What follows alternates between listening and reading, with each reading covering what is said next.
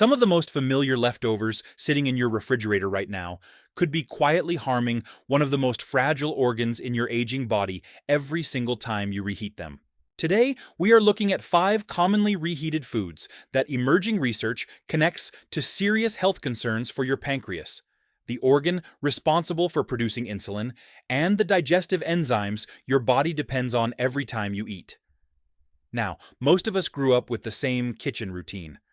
You cook a big batch, store the extras in the fridge, warm everything up the next day, and assume that as long as the food gets hot enough, it is perfectly safe. This is how millions of Americans over 50 manage their meals, and honestly, it makes sense. But recent science is revealing that the reheating process itself can trigger unwanted chemical reactions inside certain foods, creating compounds that an aging body struggles to handle far more than a younger one. In this video, I will walk you through exactly which 5 foods carry the highest concern, what the science says about each one, and most importantly, the simple adjustments you can make so you still enjoy these foods without putting your health at risk. And at the very end, I will share one straightforward food storage rule recommended by experts that can protect you and your family starting tonight.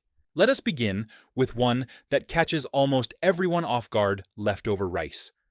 Rice is a staple in kitchens everywhere, and warming up yesterday's rice seems like one of the most harmless things you could do. But here is where it gets surprising. Cooked rice that sits at room temperature becomes a breeding ground for a bacterium called Bacillus cereus.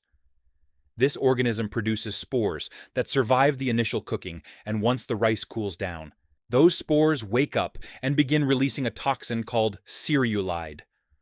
What makes this toxin particularly troublesome is that it is heat stable.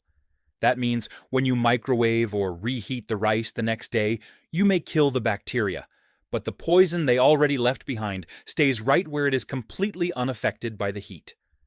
Think of it like uninvited guests who leave a mess in your house. Even after they are gone, the damage remains.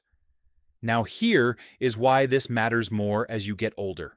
Research confirms that the protective lining of the gut gradually weakens with age. The barrier that once kept harmful substances safely inside your digestive tract becomes more permeable over time, which means toxins like cereulide have an easier path into your bloodstream where they can trigger widespread inflammation. Your pancreas sits directly behind your stomach and is extremely sensitive to inflammatory signals traveling through the blood. The good news is, the solution here is refreshingly simple. If you cook rice, either enjoy it fresh or get it into the refrigerator within 1 hour, not 2, not 3, 1 hour. Use it within 24 hours, and when you do, warm it up, add a splash of water, and reheat it on the stovetop, rather than the microwave bringing it to a rolling steam for at least 90 seconds. Pairing your rice with a bit of fresh ginger is also a smart move. Research has shown that gingerol, the active compound in ginger, has significant anti-inflammatory properties that can help calm the kind of inflammatory response these food toxins trigger. Understanding this gives you a real advantage in protecting your gut health, which becomes the foundation of your overall well-being as the years go on.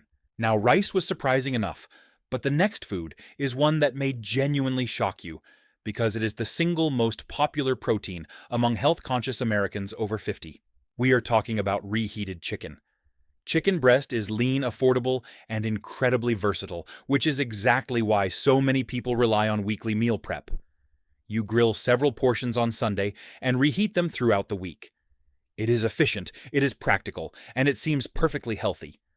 But when cooked chicken is reheated, especially at high temperatures, the protein structures undergo additional changes. Studies have established that cooking meat at elevated temperatures produces compounds called heterocyclic amines, and reheating can push that process further. These compounds have been linked in multiple research reviews to DNA damage and elevated cancer risk. What makes this particularly relevant after 65 is a well-documented phenomenon called anabolic resistance. As you age, your body becomes less efficient at extracting usable nutrition from the protein you eat. Your muscles do not respond as robustly to protein intake as they once did, and your digestive system has to work harder to break down what you consume. When protein has been structurally altered through repeated heating cycles, You are essentially asking an already challenged system to process food that has become more difficult to digest, placing additional strain on your pancreatic enzymes. Experts recommend preparing fresh protein whenever possible to maximize the nutritional value your body receives. If you do need to reheat chicken, do it only once at low heat in a covered pan, with a small amount of olive oil or broth, and keep the internal temperature at or below 165 degrees Fahrenheit. Eating leftover chicken cold in a salad is actually an excellent alternative. Adding turmeric to your meals is another wise strategy, as research suggests that curcumin, the active compound in turmeric, may help reduce the absorption of harmful compounds generated during high-heat cooking. You have spent a lifetime taking care of yourself and your family, so make sure the protein on your plate is truly nourishing your body rather than creating an extra burden on it. Quick question for you. Do you regularly cook chicken in batches and reheat it during the week? Type 1 if you do this often, 2 if you do it sometimes, or 3 if you rarely do. Drop your number in the comments below. Every response helps me understand our community better and create content that truly serves you. Now here is something that might truly catch you off guard, because it involves a food that virtually everyone considers a superfood. We need to talk about reheated leafy greens, especially spinach. Spinach has earned its reputation as a nutritional powerhouse, and for good reason. But there is a side to cooked spinach that most people, including many health professionals, are not fully aware of. Spinach naturally contains nitrates, which, on their own, are relatively harmless. However, when spinach is cooked and then allowed to cool, certain bacteria begin converting those nitrates into nitrites. Under specific conditions, particularly when the spinach is reheated, those nitrites can transform further into nitrosamines. The World Health Organization classifies nitrosamines as potent carcinogens, with documented connections to tissue damage in the gastrointestinal system. Research has confirmed that improperly stored cooked vegetables can show significantly elevated nitrite levels compared to freshly prepared ones. As your body ages, its natural antioxidant defenses gradually diminish, which means your cells, including the vulnerable cells of the pancreas, become less equipped to handle oxidative stress from compounds like these. But before this discourages you from eating your greens, let me be clear, spinach and leafy greens are still incredibly beneficial for your health. The concern is specifically about how you handle them after cooking. The simplest approach is to prepare fresh greens in small amounts and eat them the same day. If you do have leftover cooked spinach, enjoy it cold as part of a salad rather than reheating it. Squeezing fresh lemon juice over your greens is more than just a flavor choice. Science has demonstrated convincingly that vitamin C inhibits nitrosamine formation, making this one of the easiest protective steps you can take. Adding a small handful of raw walnuts alongside your greens also provides polyphenols that help buffer oxidative impact on sensitive tissues. You made the right choice by eating your vegetables. Now just make sure the way you prepare them protects the full benefit of every bite. But leafy greens are not the only everyday food with a hidden concern when reheated. The next one is something millions of Americans enjoy every single week, and the chemistry behind it is genuinely worth understanding. Let us talk about reheated potatoes, and this includes mashed potatoes, roasted potatoes, and yes, leftover fries. When starchy foods like potatoes are cooked at high temperatures, a chemical reaction called the Maillard reaction produces a compound called acrylamide. The International Agency for Research on Cancer classifies acrylamide as a probable human carcinogen. When potatoes are cooked, cooled, and then reheated at high temperatures, the conditions for additional acrylamide formation are created all over again. As you get older, the liver's ability to process and eliminate toxins like acrylamide gradually decreases, meaning your body may accumulate these compounds more readily than it did in younger years. While the direct link between dietary acrylamide and specific cancers in humans is still being investigated, the precautionary principle strongly favors minimizing exposure, especially for aging bodies with reduced detoxification capacity. Now here is where the story takes a genuinely positive turn. Potatoes that are cooked and then cooled without being reheated develop something called resistant starch. This is a different molecular structure that your body does not break down in the usual way. Instead, resistant starch travels to your large intestine, where it feeds the beneficial bacteria living there. It acts as a prebiotic, supporting a diverse and healthy gut microbiome. So, cold-cooked potatoes are not just safer, they are actually better for your gut than reheated ones. If you absolutely must warm leftover potatoes, use the lowest possible heat setting, and only bring them to eating temperature without fully recooking them. Pairing potatoes with raw broccoli sprouts is another excellent strategy.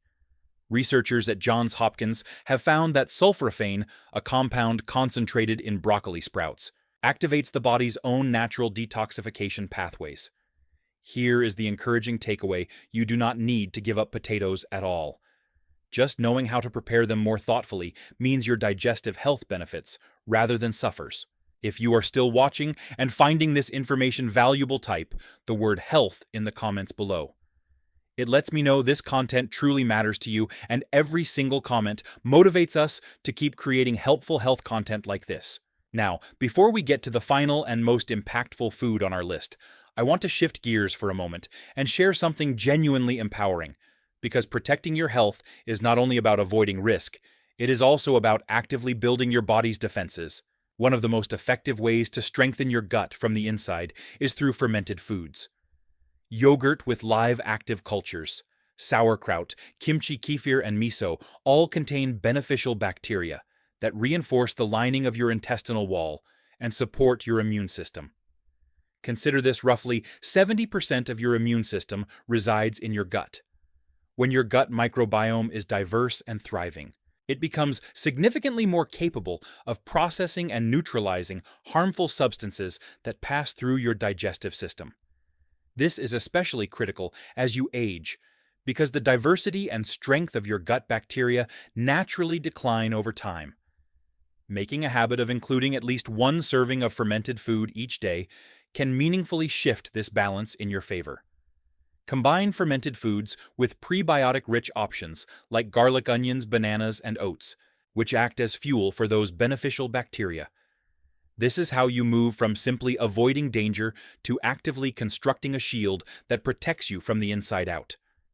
You have more control over your gut health than you might realize, and every meal is an opportunity to build that protective barrier stronger. And now we arrive at the final food on our list. And in the view of many experts, this one carries the greatest concern when reheated. Millions of people encounter it at every single meal without ever considering the consequences. We are talking about reheated cooking oils, specifically the polyunsaturated vegetable and seed oils that dominate American kitchens. Canola oil, sunflower oil, corn oil, soybean oil. These fill grocery store shelves and are used in the vast majority of home cooking and restaurant meals across the country. When these oils are heated to cooking temperatures, they begin to oxidize and break down. This is an unavoidable part of the first cook. But when they cool and are reheated, which happens every time you save pan drippings, reuse frying oil, or warm up any dish originally prepared in these oils, the oxidation multiplies dramatically. The result is a surge of toxic aldehydes, including compounds called 4-hydroxynonenal and malondialdehyde. These rank among the most potent pro-inflammatory and potentially carcinogenic substances that can enter your body through food. Research conducted at De Montfort University found that repeatedly heated vegetable oils produced aldehyde concentrations many times higher than levels considered safe by international health standards. These aldehydes do not simply cause general inflammation. They specifically target the pancreatic stellate cells, which are the support structures surrounding your pancreas. When these cells are chronically activated by oxidative stress, they generate a fibrous, inflamed environment that medical researchers recognize as a precursor condition for pancreatic disease. Now imagine your body's antioxidant defense system as an internal fire department. Enzymes like superoxide dismutase and glutathione peroxidase are the firefighters that rush to contain oxidative damage wherever it occurs. As you age, this fire department becomes progressively understaffed, The fires started by oxidized oils burn longer and cause more damage before they can be brought under control. The solution here is among the most impactful dietary changes you can make at any age. Switch your everyday cooking oil to extra virgin olive oil or coconut oil for low to medium heat, and avocado oil when you need higher temperatures. These oils have far more stable fat structures and produce dramatically fewer toxic aldehydes when heated. Never reuse cooking oil, period. And pair your meals with natural food sources of vitamin E, such as almonds, sunflower seeds, or wheat germ. Vitamin E functions as a potent antioxidant that helps protect your cells from exactly this type of oxidative damage. This might be the simplest change you make today, but it shields your pancreas at every meal, every day for years to come. Before we wrap up, here is one practical rule that covers everything we have discussed today. Food safety experts recommend these straightforward guidelines: never leave cooked food at room temperature for more than 2 hours. Divide large portions into smaller containers so they cool down quickly. Store leftovers for no more than 3 to 4 days in the refrigerator. Only reheat food once, never twice. And when you do reheat, bring the internal temperature to 165 degrees Fahrenheit. You do not need to memorize all the complex chemistry we covered today. Just follow this one rule, and you are already protecting your family's health every single day. As we have explored today, 5 commonly reheated foods, rice, chicken, leafy greens, potatoes, and cooking oils, can each produce unwanted compounds that an aging body finds increasingly difficult to manage. But the changes you need to make are simple and entirely within your reach. Which of these 5 surprised you the most? Drop a comment below and tell me what you plan to change first in your kitchen. If this information could help someone you care about, please share this video with them. Hit the like button so more people can discover these important facts, and subscribe with notifications on so you never miss our new health content. I believe that the small decisions you make every day in your own kitchen will determine how independently and vibrantly you live in the years ahead. We have prepared more videos on protecting your pancreas and improving your digestive health. Check the description below to watch them. As always, discuss any dietary changes with your doctor. Thank you for watching, and here is to your health.